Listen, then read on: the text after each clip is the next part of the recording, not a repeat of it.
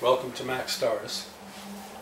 This is the weekly forecast for July 19th to the 25th. On the 19th, Mercury opposes Jupiter, midday on the west coast. Mercury represents business and exchange on all levels.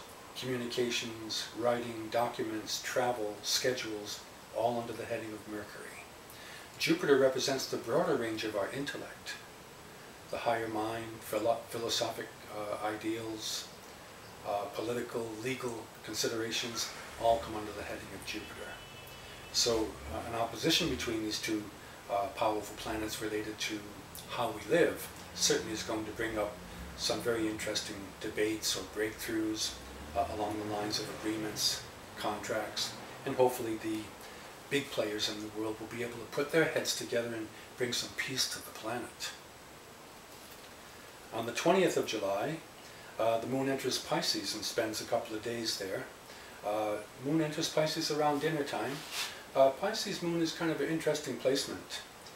Moon is very soft and pliable and nurturing in its way. And Neptune's the ruler of Pisces.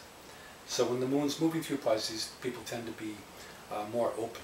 They tend to want to express their feelings, and some people cry in their beer and have their feelings on their sleeve type of thing.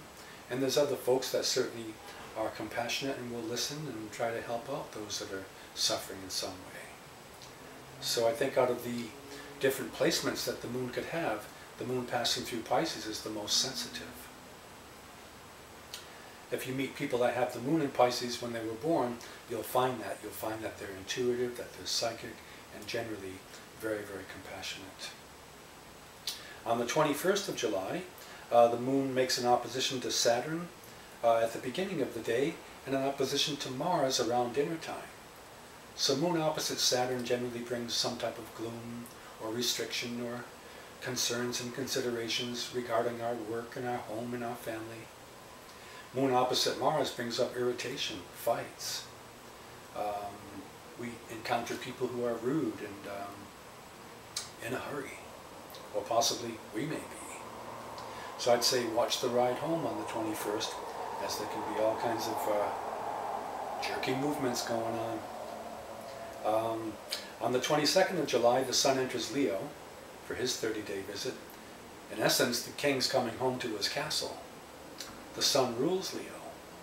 So when he's in Leo, certainly he's comfortable and can wield his influence and power easily. In nature, we've done our work.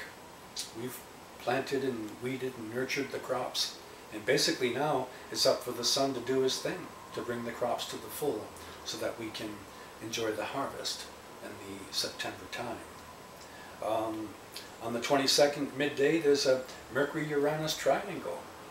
Uranus is the higher octave of Mercury. If Mercury represents normal forms of communication, Uranus represents, how would you say, unusual forms of communication, electronic, telepathic, telecommunications, aviation, electronics, computers, all of that stuff would come under the heading of the planet Uranus. So a triangular pattern with Mercury enhances life all the way around. The wheel runs and spins easily. And breakthroughs happen. News comes our way. Innovations. On the 23rd, there's a sun-moon triangle. The sun is in Leo and moon is in Aries. Sun-moon triangles are very good because it brings balance, it brings harmony, particularly for those that are born under the heading of Aries, Leo, or Sagittarius. On the 24th of July, the moon makes a square to Jupiter early in the morning, so we might overstate our case, say more than what we were supposed to say or wanted to say. People tend to blow things up out of proportion when the moon is in square aspect with Jupiter. Moon is in Aries, represents a lively time. People are active and busy, and you can just see the life force happening strongly in people when the moon's passing through Aries.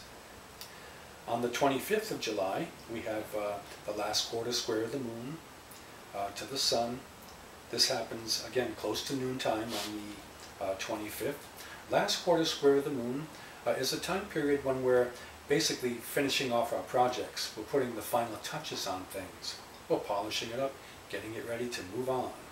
Whatever happened around the full moon time, which would have been about the 18th of July, again, whatever came to pass at that time, again, around the last quarter square of the moon, we're touching it up, finalizing it, and getting ready for the next round of experiences and challenges. Okay, hold on for some more. God bless.